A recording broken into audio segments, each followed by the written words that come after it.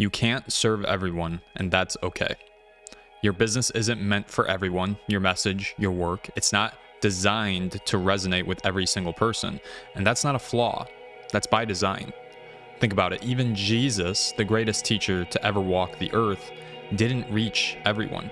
Some people misunderstood him, some people rejected him entirely, yet he still focused on those who are ready to listen and ready to grow.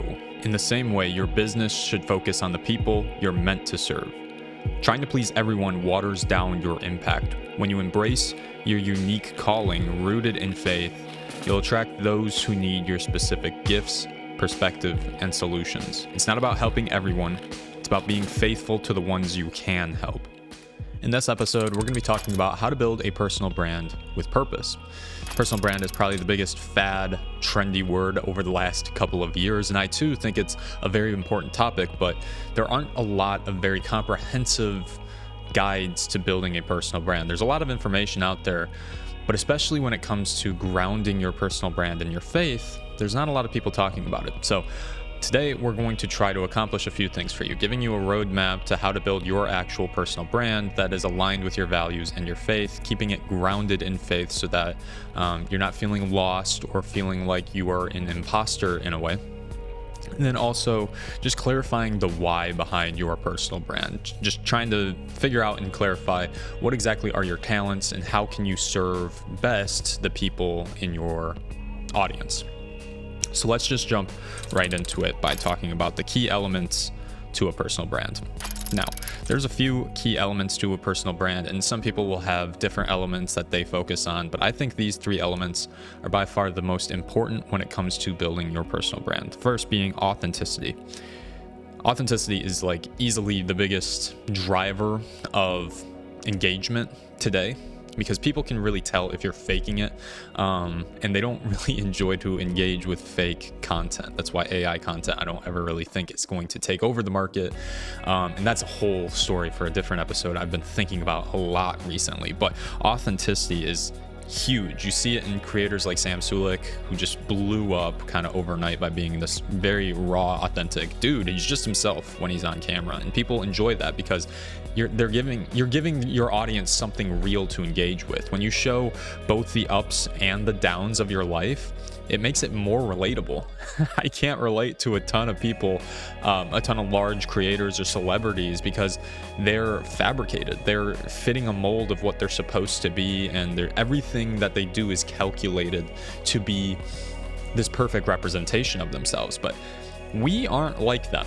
There's a lot of us who, obviously, like, I'm not a celebrity. I never really desired to be a celebrity for this reason, because there's an element of humanity that gets taken out of it. You become this like showman of who you're supposed to be, and that can feel very stressful. That's why a lot of celebrities deal with this depression or this unseen hiddenness to their life that when it comes to light, now people are so disappointed in them, and that's a lot of stress. So showing who you are authentically, the ups and the downs, the journeys, that's what's going to build an audience that actually resonates.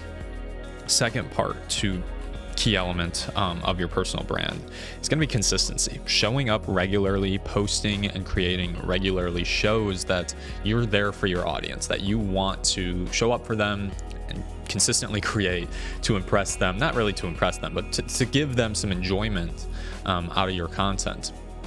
And I think that this consistency thing is probably the easiest to understand. It's like, all right, that makes sense. I got to create consistently for people to actually trust that I'm a creator. Because why would I want to follow somebody who only posts once every other year, right? Like, that doesn't make any sense. It's a waste of a follow because I'm not really getting anything from them. For instance, like, you're not going to make friends with somebody. I mean, depending on the type of person that you are, but a lot of times you don't become friends with somebody who you only speak to once a year. You want to speak to them more times than that because you want to get to know them on a deeper level. And it's kind of the same way with content. You want to get to know the creator that you're following on a deeper level, and when you are the creator, you want to get to know your audience by creating consistently and having them consistently engage with you in the comments, in the DMs, telling you, hey, this was really helpful, thanks, can you dive into this topic? It makes it easier for both you and the audience to really grow together. So consistency is this second point. And the third key element is value. What is your audience gaining from your content? I always think about this whenever I'm creating. Why should they care? Or what does this do for them? The value of what you create, and it can come in a multitude of different ways. Does it inspire them? Does it teach them? Does it solve a problem for them? These are all big questions to ask when you're creating your personal brand. Like, what is the type of content that I want to make? Even if your content is literally just a journey of what you're doing in life. For instance, if you're a woodworker and you're like just showing off how you made this table from like step by step, maybe you're not even like teaching people how to make a table. It's just like, hey, I wanted to make this table, I recorded it, and now I'm doing voiceover over how I made this table. That journey, that showing the ups and downs, you're going to run into mistakes. Like, I'm sure, you split a piece of wood or you cut something like a quarter of an inch too short. That's easy to relate with for other woodworkers. They're like, oh, I've done that. Like, that's hilarious or whatever. Showing that journey, one, ties into the authenticity, but it also shows the value is coming along with you in that journey. So understanding the value that you provide is really the first key step to making content. If you don't have any value, then there's really no reason for you to create. As harsh as that might sound, it's true. And the sooner you realize that, the easier it'll be on your conscience. Let's go into point 2 of how to create a personal brand with purpose. Point 2 is why your why should drive your brand's mission. Now, I think it's, what is his name? Simon Sinek. He has a lot of really great content about clarifying your why, figuring out your why. But I think a lot of us, if we're rooted in faith, understand a little bit about what our why is.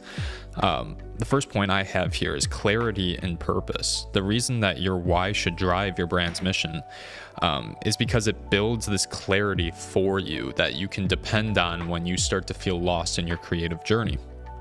Your why is your anchor. It ties you to your content. It drives every decision that you make. And if you have this why as your anchor, if you don't know what you're doing, you can start to drift towards trends wherever they take you. I think about a lot of creators who just kind of switch up whatever they're doing depending on like what the market seems to want. Think about that friend who's like, I'm really into fitness, and then 2 days later it's like, oh, I'm really into building this business, and then it's 2 days later I'm really into stock trading, and then 2 days later it's I'm really into building a clothing brand. Why are you doing the things you're doing? You're not going to make any significant progress in any area of your life if you're just consistently switching up. I mean, I think about, if a bodybuilder was just like, oh, I'm going to train for a marathon today. And then tomorrow they're like, actually, I'm training for calisthenics. And the next day it's like, oh, actually, I'm training for CrossFit. Your why has no clarification there, and you're just going to start drifting off into these side missions that don't really lead to anything great. They don't lead into anything purposeful or impactful, really. So don't waste your time trying to figure out whatever works, and just stick to what drives you. What is your why? And I think that you can find your why pretty easily when you just understand the gifts that you've been given in life, right? Your talents, the opportunities in your life. Audit your life and just be like, okay, God, what have you given me? What are the talents that I excel a little bit more at, that I can maybe pursue a bit better and understand it more clearly, just so I can maybe teach other people or inspire other people in my journey. These are the things that we have in our lives that is unique to everyone else. And that's honestly what a personal brand is how are you as a human relatable to other people, but still unique. That's what your personal brand is. It's not trying to fit a mold of whatever anybody else wants you to be. It's fitting the mold of who you should be, because God has created that mold. Honestly, it's filling the mold that God has created for you, not what other people have created for you. That's the idea of a personal brand. The next point about this And honestly, let's just sit back on that for a second. That was like fire. I don't want to hype myself up too much, but that was a big point that once you realize it, my goodness, your creative journey just skyrockets. But let's get into the second point of why your why should drive your brand's mission. It's connecting with your audience. If you have a why that is clear, it is concise, and that people can understand pretty clearly, they are much more easier. They can resonate with your content a lot easier. Referencing back to Sam Sulek, like I mentioned, like he's got a big why. It's like he loves bodybuilding. That's it. He loves it inside and out, maybe as a sport. I don't know if he's gonna compete one day. I'm sure he will, but he really just loves everything about it, the science, the fundamentals, but also like the personality behind it. Like it's still him, bodybuilding is still him. Or you think about basketball players and they love the craft, they love the sport, and people can get behind their why. When you have a clear purpose as to what your brand's mission is, it really just helps people connect to you, because it's the internet. It's hard to connect to people when you don't know them in person. It's becoming easier. People are becoming more used to it. That's why we make so many more friendships and connections now through online avenues, whether it's social media. Yeah, I'm not going to get into everything else, but a lot of times we're making these big connections through social media, and having your why being clear and concise allows your audience to just connect with you a lot easier. That one's pretty obvious. I don't feel like I need to go really too deep into that, maybe for another episode, but I want to get into the last point. All right, let me pause really quick. If you're finding value in this episode, it would mean so much if you could share it with somebody who might need it. Whether it's a friend, a fellow creator, or a business partner, spreading the word is the easiest way to help this community grow. If you're on YouTube, liking, commenting, and subscribing really helps this show reach more people. If you're listening on audio, a quick review or rating goes a long way. Thank you for the support. Truly, it means the world to me. Now let's dive back in, which the last point is about how aligning your brand with your faith keeps you grounded. And I have three main points talking about this. First off, faith keeps you directed. It provides direction. And the point that I have here is that your faith reminds you that your talents aren't random. They're gifts meant to serve other people. That is such a huge point, that when you understand that your talents, the gifts in your life, they're not random. They were selected for you for a purpose. That is what's going to keep you grounded in your personal brand. You're not going to go, I mean, it's not the fact that you can't switch directions, right? Like you can't, maybe one day you're creating a short film, but then the next day it's like, I'm creating this animation, right? It doesn't mean that that's bad. That's a bad thing to do. It's more about, okay, well, what is the why behind that short film? What is the why behind that animation, right? God's given you that creative talent that you have. Doesn't mean you can't switch the mediums of whatever it is. And you can apply this to any industry or any sort of talent that you have.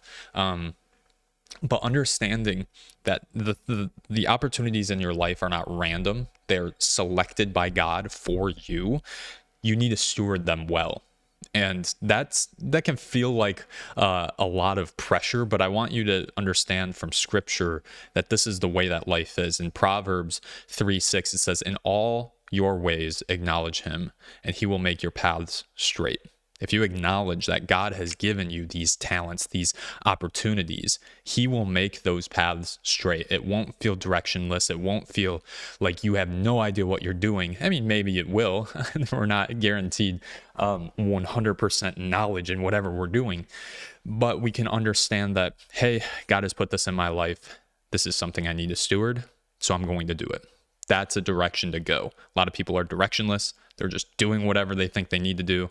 Let God really provide you that answer, provide you that clarity. Second point, staying humble. This was a huge thing for me in feeling rooted with my faith, with my personal brand. It is very easy to not be humble in social media.